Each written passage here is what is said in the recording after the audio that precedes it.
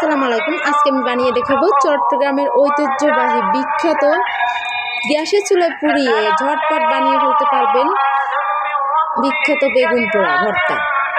এই ভর্তাটা খেলে আপনারা একবারে মুখে লেগে থাকবে, কি বলবো। ভাত রুটির সাথে যথেষ্ট পরিমাণ খেতে মজা এবং পেট ভরে ভাত খাওয়া যাবে। এই বেগুন ভর্তাটা হলে আর মনে করেন আর আপনার অন্য কিছু লাগবে না, মাছ মাংস বলবেন না এটা আমার লাগবে না। এটা যদি একবার মেহমানদের বানিয়ে খেতে পারেন আর মনে হয় আপনাকে ভুলবে না। তো আমি একটা বেটে মোটা পটলের মতো বেগুন নিয়ে আসছি কিনে। এই বেগুনটার দাম নিয়েছি 20 টাকা। দেখেন আমি প্রথমে ধুয়ে সুন্দর করে একটা ছুরির মাধ্যমে ফাইল করে নিচ্ছি। এর ভিতরে কি দিয়ে দিচ্ছি, প্রথমে দিয়ে দিচ্ছি একটা কাঁচামরিচ, তারপরে দিয়ে দিচ্ছি 2 কোয়া রসুন। দেখেন আমি কি সুন্দর চেপে চেপে মরিচটার ভিতরে ঢুকিয়ে দিচ্ছি।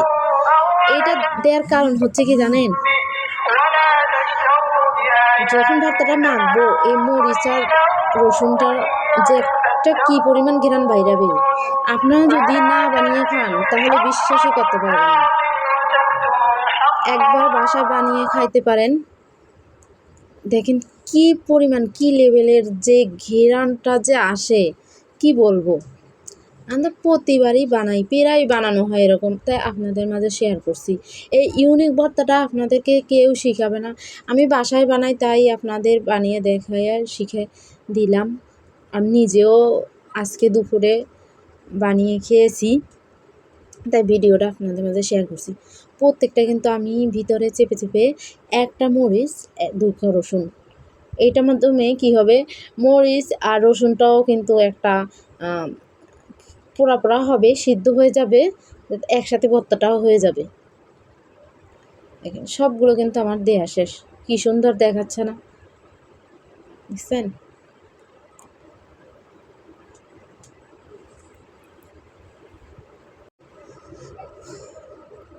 তারপর আমি কি করব, এখানে সরষের তেল নিয়ে সুন্দর করে উপর থেকে মাখিয়ে নিব।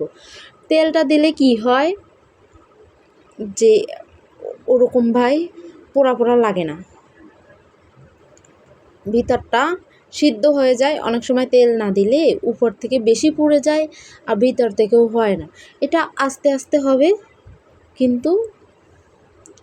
তারপরে এখন আমি দিয়ে দিচ্ছি এখানে চুলায়, আমার যেহেতু নিচে চুলা, দেখেন আমি প্রথমে এই যে ভাতের হাঁড়ি পাতিল রাখি যে, ওখানে আমি একটা ওইটা একটা স্ট্যান্ড দিয়ে দিছি। আমার ওরকম স্ট্যান্ড নাই, তাই এটার উপরে আমি বসিয়ে দিলাম। প্রথমে একদম মনে হচ্ছে একটা কুমড়ো বসাইছি এরকম লাগতেছে। আমি কিছুক্ষণ পরে ফিরে এসে দেখেন কত সুন্দর মানে নিচ থেকে হয়ে গেছে। আমি এখন কাট করে দিয়েছি।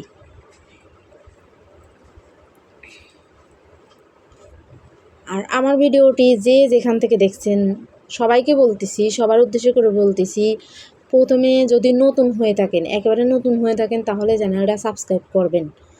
আর যদি পুরাতন হয়ে থাকেন লাইক করে কমেন্ট করে অবশ্যই সাপোর্ট করবেন, ইনশাল্লাহ সাপোর্ট ব্যাক পাবেন। আপনারা জানি না কেন আমার চ্যানেলে আসেন না, অন্য অন্য জায়গায় ঠিকই কমেন্ট করেন, ঘুরে বেড়ান, অথচ সাপোর্ট পান না।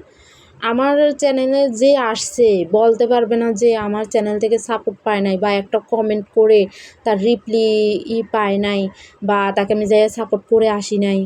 কিন্তু জানি না কেন আমার ভিডিওতে ভিউ হয় না, লাইক মানে সাপোর্ট করি যে এই জন্য হয়তো ভিউ কমেন্ট লাইক পড়ে না, এই জন্য হয়তো বা এরকম হবে। যেখানে দেখবেন আপনারা যাবেন, যেখানে সাপোর্ট করবে না, আপনার চ্যানেলে কেউ ঘুরে আসবে না, ভিজিট করবে না, সেখানে আপনারা যে কমেন্ট করবেন, লাইক করবেন। একবার বিশ্বাস করে লাইক কমেন্ট করে যান না, দেখেন না, আপনারা তো ভিডিওটাই দেখেন না, ভিডিওর ভিতরে দেখেন না কি বলতেছি কি করতেছি। আসলে ভিডিওটা পুরোটা দেখলে বুঝতেন কি বলি কি করি, তাহলে ঠিকই সাপোর্ট করতেন। তো আমি হাত দিয়ে দিয়ে পুরাটা এরকম ঘুরিয়ে দেবো। দেখেন কত সুন্দর হইতেছে।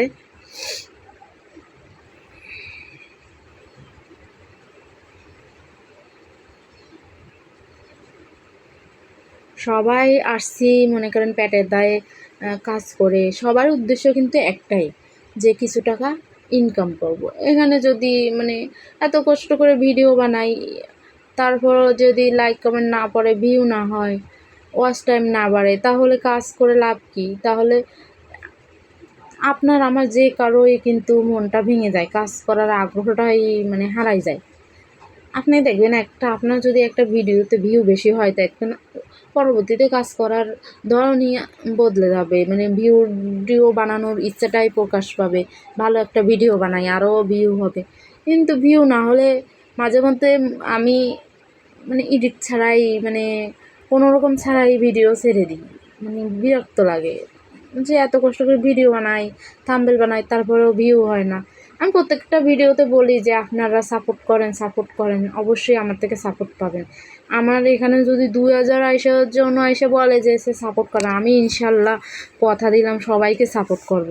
আপনার ভিডিওটাই দেখেন না, আসলে ভিডিওর মধ্যে কী বলি আসলেই দেখেন না। তো আমি এখানে সবগুলো করে নিছি, ঘুরিয়ে পুরাই নিছি। এখানে আমি 2টা পেঁয়াজ কুচি কেটে নিয়েছি, যেহেতু আমি ভর্তা বানাবো। অনেকে পেঁয়াজটা ভেজে টমেটো দিয়ে ওর ভিতর ভর্তাটা দিয়ে দেয়, ভর্তাটা মেখে ভর্তাটা দিয়ে দেয়। তা আমি ভর্তা বানাবো, তা আবার ভাজবো, মনে হয় কি ভাজি ভাজি লাগবে, এরকম লাগে। ভর্তা মাখাবো যেহেতু, হাত দিয়ে পেঁয়াজ মরিচ ডলেই বানাবো। তা আমি শুকনো মরিচ নিছি, পেঁয়াজ নিছি, হাত দিয়ে ডলে নিচ্ছি। পেঁয়াজ, লবণ আর শুকনো মরিচ ডলে নিব। জানি না আজকে হাতের অবস্থা কি হবে। শুকনো মরিচ ধরতেছি, প্রচুর ঝাল, এগুলো অনেক ঝাল। আমি একটু সর্ষের তেল দিয়ে দিছি, সর্ষের তেল না হলে ভর্তা খাইতেই মজা হয় না। আল্লাহ গো, নাক দিয়ে পানি বের হয়ে যাচ্ছে, মানে ঝাঁঝ এরকম পেঁয়াজের ঝাঁঝ, সর্ষের তেলের ঝাল আর শুকনো মরিচ, এইটা দিয়ে গরম ভাত খাইতেছি কি স্বাদ। এটাও কিন্তু একটা মরিচ ভর্তা। দেখেন বেগুনটা কত সুন্দর পোড়াটা হয়েছে, দেখলেই বোঝা যায় পুরোটা সিদ্ধ হয়ে গেছে। আমি এখন এই উপরে যে চামড়া কালো হয়ে গেছে, ওই চামড়াটা উঠিয়ে নিব সুন্দর করে।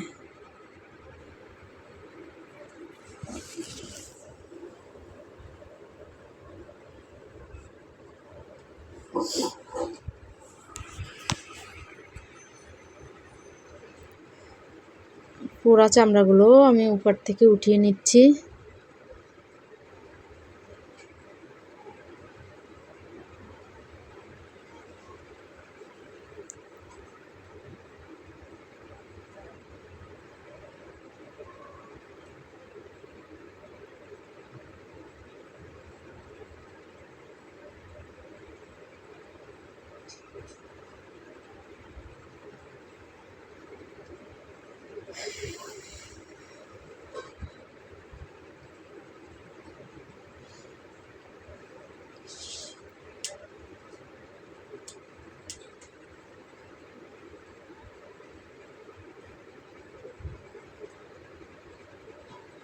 তো এক এক করে আমি ভালোভাবে বেছে নিচ্ছি, যাতে কালো এইগুলো না থাকে, কালোগুলো থাকলে তিতা লাগবে।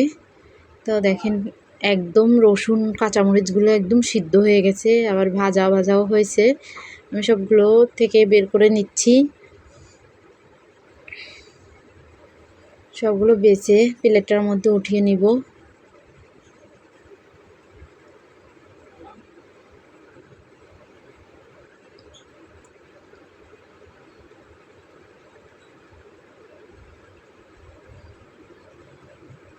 আমি এগুলো এখন ডলে নিব ভালোভাবে। রসুন, কাঁচামরিচ, তারপরে আছে শুকনো মরিচ, পেঁয়াজ, সরষের তেল, সবগুলো একত্রে মাখালে একটা অন্যরকমই স্বাদ। মন চাইতেছে মরিচ ভর্তাগুলো দিয়ে ভাত খেয়ে ফেলি দুপুরবেলা আরও।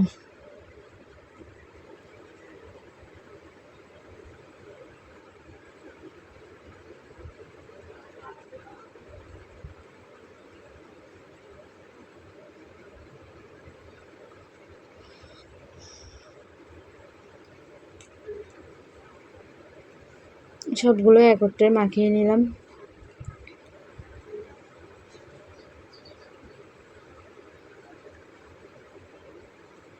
তারপরে এক সাইড করে রেখে আমি বেগুনটা নিয়ে হাত দিয়ে মাখিয়ে নেব।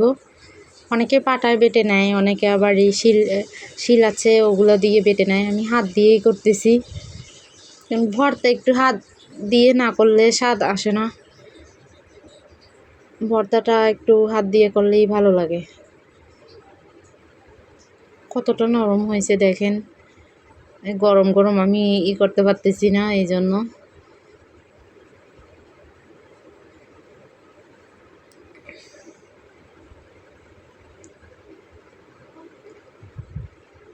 বেশিক্ষণ লাগে না হাত দিয়ে করলে একটু। তো আমি একটু স্কিপ করে হাত দিয়ে ভালোভাবে কষলে নিয়েছিলাম। তারপরে এখন আবার একটু করে নিচ্ছি, মাখিয়ে নিচ্ছি সুন্দর করে পেঁয়াজ মরিচের সাথে। হয়ে গেছে, ব্যাস। কেমন হয়েছে আমার ভিডিওটা? আর সবাই সাবস্ক্রাইব করে দেবেন ইনশাল্লাহ। সবাই